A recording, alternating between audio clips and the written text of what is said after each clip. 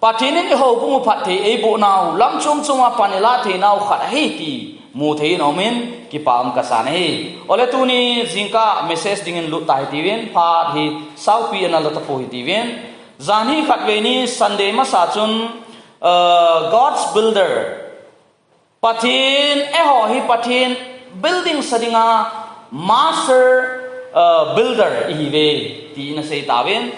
hi chi I build EPP imanwam costly materials aumen chuting le ipiha costly hilo aman hom low quality material aumen hicha chun sana saloi dangka saloi chuting le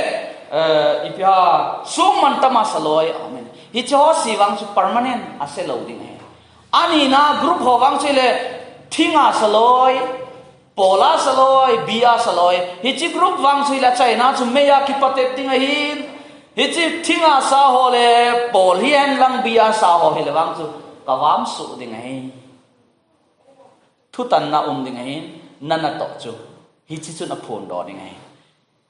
hichi continue chun tunin, ta san cha te reward, ta san cha te ki pa man chu ipi ding ham ti simla hunde yung kasa. Hichi ta san cha te hin ki pa mana mu diu hi Old Testament khanga pa na pathin tim gao pathin mi pa Davidin Psalm number som gi lenga som nga legi chang som lekhat na chun leisi chunga thilpa bol min thilpai bol ho zo si dong hi pathinin ki pa mana pi ding hi ti na se na hi aban kina tu jing kai sim lo Matthew bunga na tu hi ehon athu pipen tai se chu mul chunga pakai Jesu Krista thu hil ai lo la beatitude nop na chung nung chang som le khat na le som le ni na hin ke ma zala mi hon no sinwa na bol sinwa chule na chungwa zo thua gilo asei tingule anun nom na hi ve ki paun ha pan ki paun ize ni miti le wana na san ding ki pa man atame ize ni miti le nang ho masanga ana thiam gao ho jong chu mi hon chu to banga chun abol sivin ahi ki pa man go sa umahi tuni jing kain ipawin hin simtan 2 Corin bunga na chang som na mitinin ta sa thil bol apha hile na apha hile sama sam som ngaligi na kisei apha hile ase hile athil bol dung zui chia ato mana san che thena dinga eho ibon chawai Krista thupi tan nama sanga ikila chi idin chi diwe he thupun bung som ni le ni a chai na hetai thupun bung som ni le ni chang som ni na chun vevin keima khong wa ding hi chule athil bol a chon na dung zui chia ale thu na ka pi ding to man ka ko ma ome keima alpha le omega kahi amasa anu kha kahi amasa le anu kha kahi chule abul le ale kahi pathinin thu sim do ibon chawaden pathe bu ta hen tu jing ka hen ki pa man kiti hi lam chum chumen vanu ya jom aume ai lo le award ti taute thilpa nasata vanu ya adam sunga vanu het thedinga contribute bol sang ho Nobel Prize kiti aumine hichi Nobel Prize hi vanoi pum pia dinga award sang pen chichu ama feel chuma a contribution len ta mi tam pina phat chum pi ho chu hichi Nobel Prize kiti hi ana ki pezin eho India government India dana chun civilian award sang pen ta chu Bharat Ratna cho chu ipiam tile mi mo to do dom nei lo ama cham sama hin ko mang on amu puwin agam le anam ami pi te dinga to do nei contribution het the ya nei outstanding contribution nei hi chi ho bo chu hi chi e what hi ki pi he ale hi bam chun tunin e ho zong pathin cha te hi nau tolonin Sunday masa ka tupi chu thagawin thase pulte FSC bunga na chang som le khatna nalanga ka se chu thase pulte ahin thagawin al zing hi ti ve thase pu de mi thasi wang chun ki pa mana san lo ding ai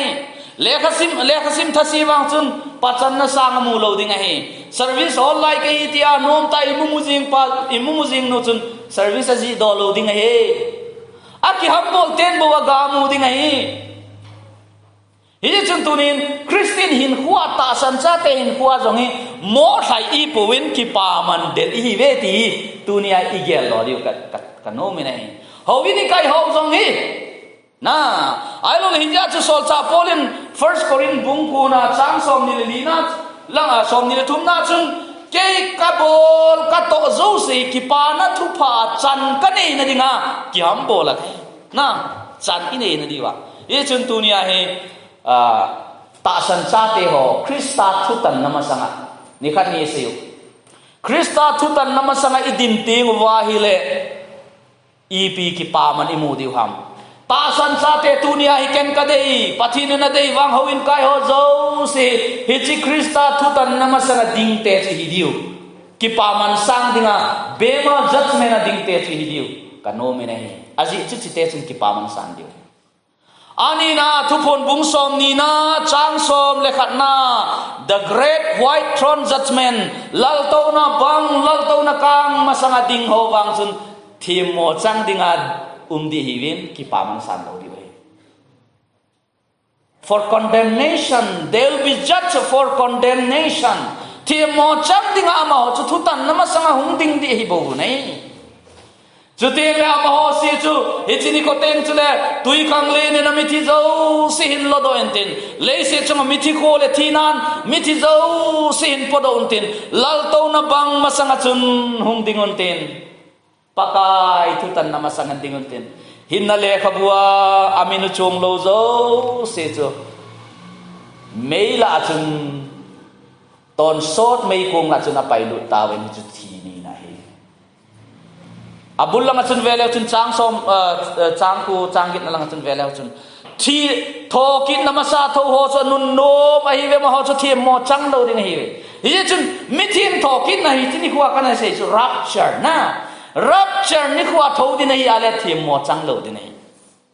ai wang hi chi great white throne judgment thi mo chan na dinga tho na hi ai le wang thi mo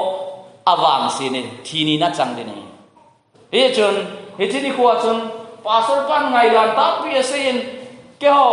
confuse ke gam taun i pen chu ita san hom i pen chu zui diu ham tia boy loi long ki mai na ngai dan chu hum ki set lut hi chi ngai dan la chu e hon jong i het o ngai ka sa ya chu kan pi hi jong le keima inclination wa chu le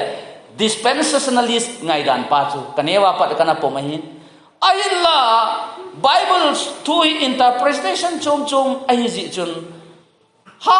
ta ka tu zia chu midang to ka kitulo sanga chun amidila ka che cha pai ai la hi chun hu hing na chu asu set ti na thu hi poi it is not related with our salvation na hi chun hi chi pa chun iho bungu jong idin de no ngai ka sa nei ai la dunia hin iho bungu hi pathinin pathe bu nau to lona head na chi na pathin thu head benum na jong nei win ai la dunia hi chi ki pa man i san diu ki pa man san ding inanga jing ho lalu khu nga ho cha tu ni se diu hi chi lalu khu nga ho wang chu e ho jong si adinga pathinin Kaiman mitina to phat man kipa man gon tup sa ka koi ahita thupun bung som ni ni chang som ni na chan ka kipa man athi chu my reward is with me hi chi ka kipa man ka hop ding chu koi sa ahita gon tup sa ahita na ho dinga ai la tu ni khat na hi chi kipa man e ho ni mu diu chu i pya mi ti le khat na lallu khu kemang hu hing na lallu khu van ga mai san diu khat na lallu khu khat na chu kemang thei lo lallu khu first Corin bung ko chang som ni le li a Bible chang ho hi in simman lo jong le ke ti mi ti win he in the incorruptible crown ai lo le imperishable crown kemang thelo amang thelo ding lallu khu isan diu au me hi chu lai te na chu mi zo si gol si chu lai chi hi win ai wangin khanin bo ki pa man han man sang ji het nata san nango hi chi kiem mang thei lal lu khu san na dinga chu ki ha bol na hi win ai wangin ama ho chun lal lu khu kiem mang thei lo na boloi e ho wang kiem mang thei lo lal lu khu incorruptible crown ai lo imperishable crown hi chi chu mudinga thai hi ve hi cha hi chi koi te adam iti ale Christian hin khu running race tabang so na Hebrew le ka tot sun pa bung som le ni na chang khat na chang ni na lang chu ve leo chun hi cha chun akimone ima sangwa chi ha chlai te na chun thai hi ti ve ita sa chunga eisu gi theyu eisu no pa theyu til zo si pai lai te hi chi Christian hin kho running a chun thai hi ti ve ai le cha thai te na thai ding chu ata sa suno pha the chi pham ti le chon si ti chunga kai jing a thi sala hi chi pham ti le let us crucify our selfish desire kata sa nop sa na ding su cham kim ding mai kai le hi chi chun ei su no pha di cho ita sa nop sa na thei pa chu crucify bol hi ti ve sumang hi ti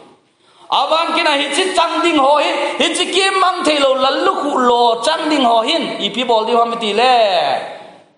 pathina dinga ki pi do ngam na nei ngai cho sacrifice walking with Christ demands sacrifice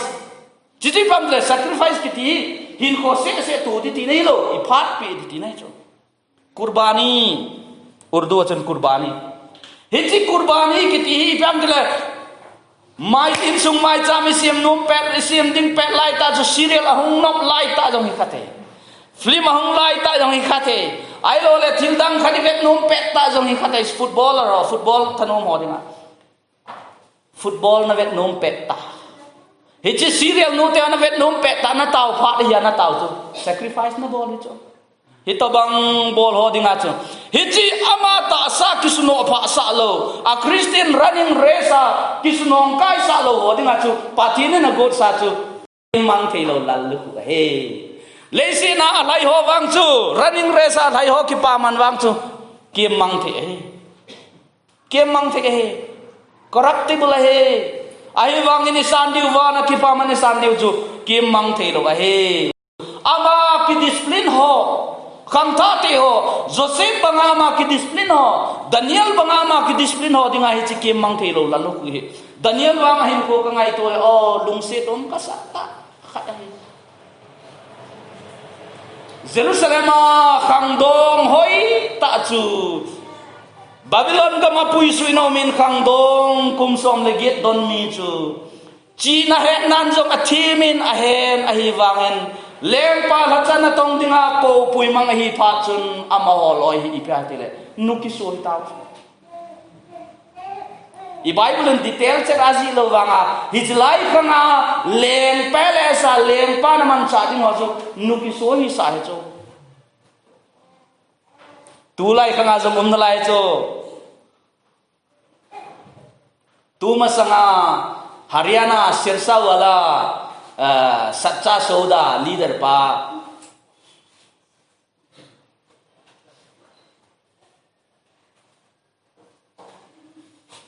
Gurmit Singh Ram Insan kitipa chun ama palace ama dera ana tongdinga pasal izat han kani nu ki so sa he cho ai wa ma ho ki sei do ngam lo chu tu chan ge hi to bang thil bol Daniel wang chi chan gi hasan na tu wang chun pathin tom pan tai na pangin ate chan gi in pathinin leise na thil so ding ho gau thil tampi pathinin apocalypse ana phung do in hi tunin khang tha te ho ka ngai tu nei le pathina dinga akipi do zo na je chun pathinin ama chu mo ina koi di pon ama thu sim wanoi pathin thu sim ki pathin thu ki sei na zo sen Daniel te ho Joseph te ho hin ko hi su mil thailo a hi jing na hi abankina lalluku ni na chui piam tile kipa na lalluku the crown of rejoicing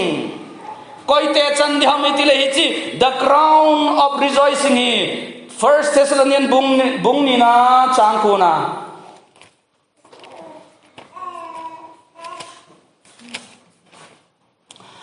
First Thessalonian bung ni na chang ko na in EPCM itile aji chu su pite ho kato gimle ka gun chu nau na lungwa nai nang ho koi macha pugi posa lo na dinga asu na jana kato jiwa na zo pathin thu pa ka sei hi chu hi chang som le ko kas kakinem nau kakipa nau chule kalopi nau lallu khu chui ham pakai Jesu Christa hong ting le ama anga ding nang ho ne hi ve kakinem nau kakipa nau kalopi na diu lallu khu chu koi ham sol sa polin ti chu nang ho hi ne hi ve hi chi koi ho chandam ti le pathin thu sei phong le ho pathin thu a mi lam kai ho aloy kon jong pathin thu apui hoi ho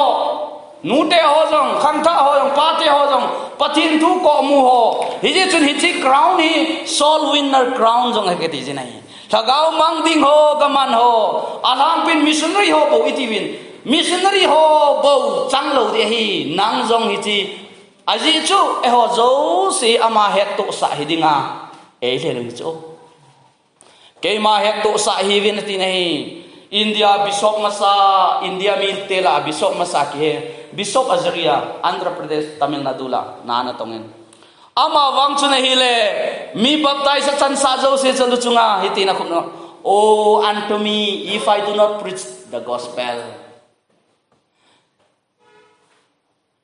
ki pa na thu pa hi ka sei phung lu wa hele ka chung di hen aham si hin kate ye sin tu ni hi chi ki pa na thu pa sei phung le ho ding ai nang le ke I chan diu chu ka ki pa nau I ki pa nau crown of rejoicing to heaven wana umahi hi chi chu I del he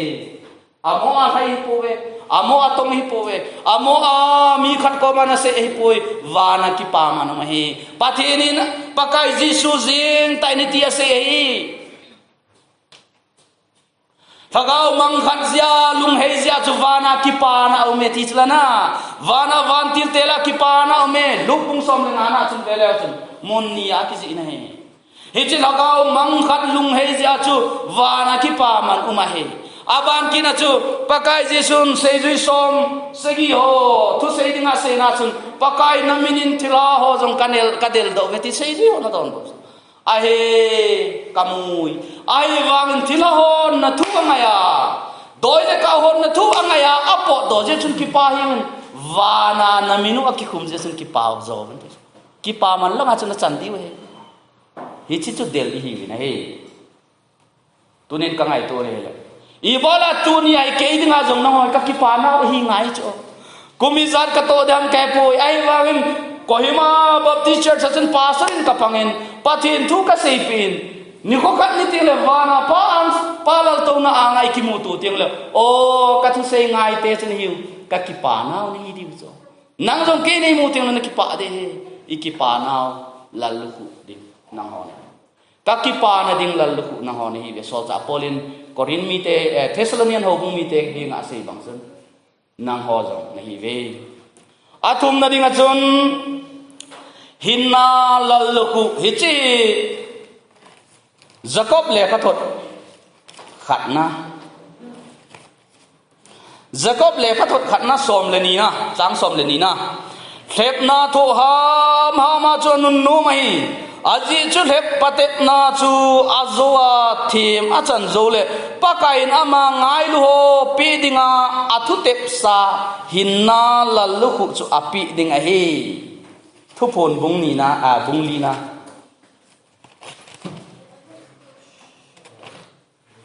thu phon bung ni na chang so thil nain thu ding ho hi ki chahi hilin ven na patep na na lawa mi abang bang chu diabolin song kula khum ding akum ding kon sa hi chule he so gen the ni som tu ding wa hi nangma thigein ta sanin chule keiman nangma hin na lal lukup kapi ding nahi ichi pakai Yesu Krista kam cheng thu so the crown of life koite chandam itile gen the na he su na tam ta in thu ho gen the na tam pi ta palgal kai ngama pathina dinga panlangam ho aluvam phalngam alubu phalngam ho chuting le martira ama pathin mina alol kitan he su gen the na zo sin palgal kaya hichi hodinga chun hinna lal au me the crown of life ta sa a thi na khel hi zong le gen the na tom ta na to iga ngai to le Richard Umbran te thusim kum tam ta chi sa chun torture for Christ kiti le khabu khat na ki soin kana simen again theidan communist gama gen theina Russia gama communist gama gen theina tu ho chu iga ngai to ne o mi he mi na tu ding kalwala tu he cho an thing zona bol sawin hichi an thing zon sung kula kum nawa abol saw chu ipyam tu chana kasim do kum som ni ma sanga kasim don ka sumil poi azunu ahop saen chi an thing a e ahop saen chi chu bread he na ti de ti chan ge abol cho akama ka sa ne sa chan ge cho ata sa chunga chu mahadi sena sungkula tambe kum tampi umahi sungkula athimo ahimmo ki ko he ai wangin hi cho dinga chanding chuwana hinna lallu umsa he nang le kem jong chu tu the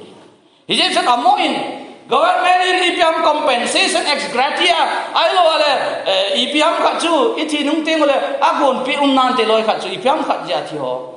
athi zo si che ko e la ipia tu la ya politics o china do le he alung man petam di ki chu loi na chu le si thi le ai wang ni chi chu le si na lung man chu nang in mukhel hi jong la chun wa na na chanding hinna lal lu ko me let us run the race. Let us persevere the persecution, the suffering. Let us endure this hardship. Christian in Hawaii, solcha polin, Corinth, solcha bung som le thum na lang sun veleo sun. Ho bung mi te ka til kho na chu. He su gen the na tom ta thu pum puma pathin lengam ilun di ai bobe ti chu. Nop sata pathin lengam ilun di ai ti po nei. He su na tom ta thu puma pathin lengam ilun di ai bobe ati nei. Ije chun tunin hi chi hi Christian hin huwa thi ngam na chan I to the ni chu ama ngai lu na zal chi rom bung som le ni na I pham Krista to e khen thei dinga hi chi Krista ngai lu na chun koi to e khen ding ham gilkil ham dang cha ham keu changa om sil lo chen lo ji ham ne lo cha lo ji ham ai poi Krista ngai lu na chun e khen thei pon te Krista ngai lu na nei ten hi chi endure hardship gen thei na to ngap sa dio he hi chi dinga chu pan la dio deng la sa nei alina hi chi alina wang chele John Phatna lalhu the crown of righteousness 2 Timothy bunglina changge hi chi ka sim teng la kalung thim atong khale ji nei Bible zo si chu lung thim tong khai so kein a hi wang in hi chi sin hi phate chan thim tan ngai to la chen na lung thim na de sol cha pol ale kha thot la nu ka pen athi kon chakana zik che athi dingi agal mu hi ta cho hi ja chu hi ti aya se chang sigina bunglina chang sigina chun gol si phata ka si zo tai thaite na ka chai tai gol si phata ka si zo tai thaite na ka chai tai ta san kamul su tai I have finished the rest I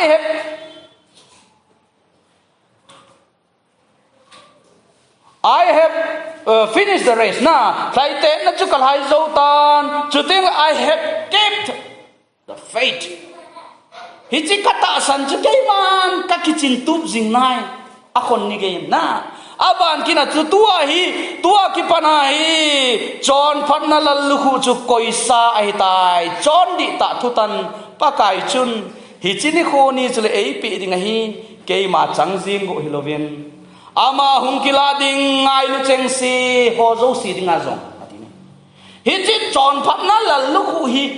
sol cha polin ama jing go hilovin Krista hungki ding nga athanom ta chon phatna hin kho thing mang ho dinga koisa those who wait upon the coming, the appearing of Christ. Ahung kiting kinem tananga thin hin ko na mga aylo wali pam tilpabol na lama pon thotapan alala hin ko thing na mga pananala ho hichi chon phat na lalu ku mo ho dinga he sol cha polin wang hichi ni ko hin kangai to nei le hichi letter aji zo chom khan ai ma he lol kitana thi ta nero Emperor Nero khuna ka thi ding chu kamutai kalol kitan di jong kamutai ai wangin keiman I have finished the race hichi gulsi phata haite na chu keiman ka zo tai tunin ta sanna hi mi tampi akipatil le hoi hat ai wanga amidila kisetu thau talo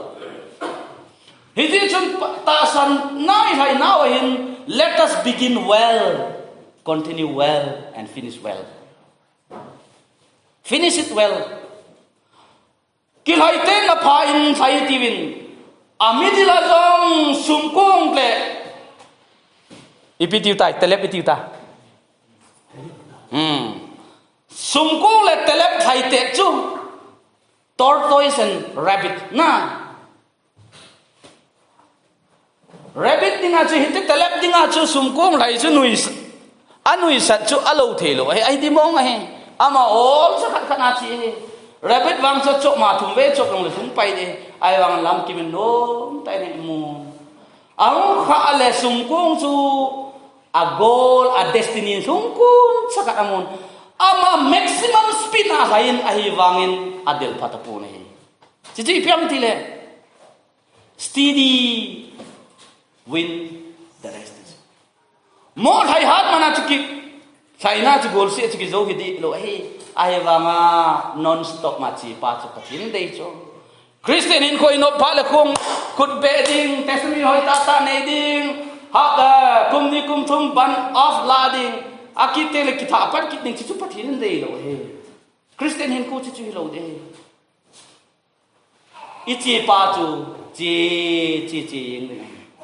iya mati hasan na long itu kha thi hi hizong le hi chi hasan na mana chu taning bag lo ding hi hasan na tu mana taning bag hi pa chu o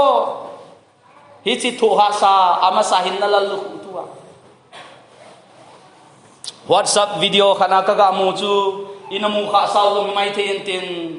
mi loi kha chun nga hi tin lim picture hi chi animation ki bol animation cross mi thum mi li na ki puno na chi win hai ai la lampia chi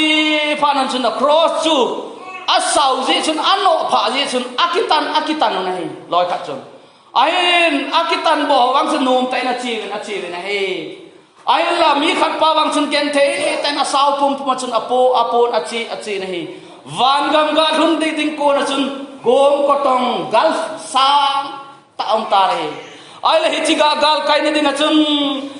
across to as again theta popa chun aga pha nei le asung chenin aga lem gal kai ta alem gal kai zo chun across amang ta ne ala anunga mi thum mili nom ta hum ho chun across koi diwati le cha chun lem gal kai ne dingin asung ta pu nei meaning ta kangai to nei le Christian hin khwai no pha sa isau cross na gi isau itan bo ji pawi a chai na ting le iki pa man san na diu ado dala na pang di cho isan lo na ding nang man na dei chabe kham na ki poai le a chai na ki pa man na mu na ding mun kotong ai lo le van gam na thun na ding ting le hi chi chun na pui gal kai zo lo the he hi ji chun sol cha polen wa ke man gol si phata ka si zo ta thay te nan ka hai zo ta ta san kamor so ta tua wang hi cho dinga chi piam tile chon phat na lal lukhu ki koi sa hi tai ke ding go lovin ama hum ki ding nga ana ho zo si ding anga na dingin achai na hi tai nga le puti hi chi achai na pa hi hile lopina lal lukhu the crown of glory hi chi lopina lal lukhu hoi lai ki mum tile first Peter bunga na chang kha ki pa chang li na hi cha wang hi le elders upa ho ase ho bung upa deacon ho pastor ho el shepherd's crown kel ngoi ching ho dinga lallu khu he tin ai le hi chi kel ngoi ching ho chu koi ho ami ti le hi cha hin ka ga sei be nom chi pam ti le upa ho deacon ho pastor ho ama ho dinga zong ahin ahi wangin Sunday school teacher ho pathin thua mil ho evangelist pathin thua preacher ho pathin thua mitil ko ho ai lo le cell group leader ho nu te langa cell group leader ho ai lo le kham tha langa departmental secretary ho amano ya ki kai hoi ho dinga aji chu hi chi ho dinga hi pyamiti le lamdi ko muwa mi hin pui ho dinga chu hi chi sefat kel ngoi ching banga pathin naman sa di hi chi pastor pa di se pui di ken ho se di pui upa ho se di pui Christian Josian jong i chan the lamdi ko muwa thu hil pe ho teacher ho kham tha te lam kai ho nu te lam kai ho zo hi the hi chen tunin hi chi ki pa man san na dinga ikinep now kinem tai chi jing lai ni kinem now thapote ikinep now thapote iya chu pakai hungkin na ding hi on rapture inanga jingu chi pamtele e ho dinga hi chi the glorious hope kinep na chung nung ai lo le so cha Paul and Philippi mi te hinga sei chi pamtele the hope of glory atine chichu Christ within you aman ki paman e pedi pa Krista ikinep now chung nung hi chun tunin e ho hi chi ki paman e sei ho hi bema judgment na lalto na bang maksang hilaw din pakai jisun amiting te la to nia ki paman a hop nia chang di ho ai la tunin so pite ho hi chil ki paman nga ho ki paman nga ho mi khanin jong abona chan the hi cho so cha pol wangin abona chang te ding hi ai la mi khanin abona chan wanga chu a chang lo jong de he first korin bung thum na chang ko na lang isim naw su chang som lang isim naw chu meya ki patep ding ai na hi wangen hi cha ain sa kawam su achu mei palgal kai tabang hidingin za cha hiding he ti sila na mi tampin ki pamana san pe tanang na san lo le na za cha ding hi ka za cha ding ahin la pakain e ho kham chena dinga akipaman akoi nei kakipaman ka ko ma ume hi chidinga chun nang ho ki ham bol na ti nei hi chun khat be lo do dinga chi kipan panila lo wale hi chini ko ting chule azum del mai kun zem zuma kha diu za cha kha ding hi ho ing na chu ka chang tai polanga anavevin hi chi hi o iga ngai tu wale thupon bungli na chang som de khan na chun vele chun ga sim do le han kanom nei thupon bungli na chang som lekhat nain upa som ni le li lal to na manga ho hu hing cha te ding a depiction hi cho ave sa nei cho ai hi cho si chun alu changwa lukhu ho lal lukhu chu ahin la thawin ahin sep thawin vo ka pakayu le kapathino nangma bo wa choi le choi a chule thil bol thei tha changa lom nahi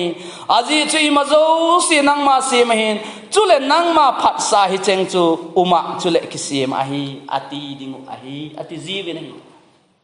lalto na pakai kom idin tingole hichiki paman ap chai tingole ilalto na wa kona ilallu ku chilado wa pakai hichi nangzal ahi aluku acunga luku lalluku tamta sang hojun alal hadiu pakai masanga chen pi di hetisla bungso achang som na chun hichi hi pakai nangzal ahi chuteng chulawana ase isla amit hiu thi hulpi hitan te akipazi ochu kipazi achu pakai amu ting la kipana chu mit thi long ding a he kipazala amit wa konin mit tui thi pi inte ka ngai to na hele namasanga mi tampi dinga lallu ku pakai no sanga pelu dinga nangin pi din na nei lo wa hele mei kong palgal kai mai hi ding hi hichi mei kong palgal kai mai ho chu kisuzum bet ke ding ai hu hing chu ki chang mai ding hi ai wangen ki paman mu dum loi he chi ding a chun ipakai le dei pu vin ai tunin ki ngai tu phaute ka christian hin kwa hin pakai adingen ipi ka bol thiam to thei phat ka nei lain ipi ka to nomam pakai gin kungai vin leise amite ahung nading ni anai tai itogau kim lo hung te ding ahi wangin ahung ting le ka to ga ka vet sa ding umdina hi chu ngai to ti ve africa ga manu pani missionary kum tam ta na ga tong thonin amani wang chu ate nunga hi ilanga ahom town lang ahung kinung le hon tan New York kopi nung zot in kong kai konga ahung tol hon tan hele hi chini ko achun kong len ta sima to na chun US President Teddy Roosevelt jong anato kha hi chi kong kai mon arun chun mi tam ta en kong anabeng win ben partin na sa tain welcome President pu na bol taw ai president pu apuya chi do zo chun nu pateni chu koi machan long ho talo hiti chun achi do hon achi ai in zone hon ta lampia hen na ji pai alung he mo ma jing pakaya dinga kum hizat pi gen thei ta ka to ka hen to pension scheme ep la aum pon tun ilanga ka te nunga kam kile hen isle sit milal te wangi thupi ten le ma hi keiwang e ki don ta poi atin asasitan azin hani thase in kingai to pha nalup naru malun in lang tau phonin tunia na se na thase na mai su ka vetle na thase he jinge nalungan na he jinge ai nalup naru malun lang tau phonin azan na kingai to na rum alun na tau atau ta na hele pathin na keu pi tan kachapa gen the tana to na chu keiman ka he I have heard you crying, I have seen your suffering, but you have not yet reached your home. Tunia in the intung na yong to America pa chu president pa chu intung nang na intung lo lai nen na thon ting le hi chi sanga lo pi zo chu nan na new na ki welcome de te ka so pi te ho I ni zot ni ting le keu changa izot kha diu ki chat an ka sa ne ke jong tu jing ka sun na sa en hi so pumin ka kabine kumizaram kat mission vilin na ka tongin kahung kilen masang thil so hi ka home church in Diamond Jubilee amang win lekha khat chayong kamupun hejong kai phapun kalhun chun ki pa ta chun ka chen hi wangan souvenir chu ka vet na hela gampa ma chate ho ho zo si call center company government na tong ho zo si li song ki mun ke chun pathin zalen ka ha ne ka ti hi pui kum ko sung mission fil na ka tong ka bung registration missionary min jing chang akizi pun kamin kamupun nasa ta in ka kamin kalung thimana turi chanin ha sa ka sa ne ai wangan pathinin e kheu pina chu hi chiti nga chicken ka to ai pui pathina dinga ka to ai tunin ka so pite ho mi hemin na pa chalu jong le pakain pa cha lo din geldan mi hemin na pa chalu jong le pakai pa cha lo din geldan ke jong ka kap tamin tam dei pi ka kap me ai wangin mi hemin ei pa cha hi jong le pakai pa cha lo din geldan ti hin ei til khowena hi first korin bung som denga na chang som nga legi na chun su ling hoi hilowin ding denon kal sum pakaya na to gim naw sumo ahipu patinin atui bon chawan phathi bu tahen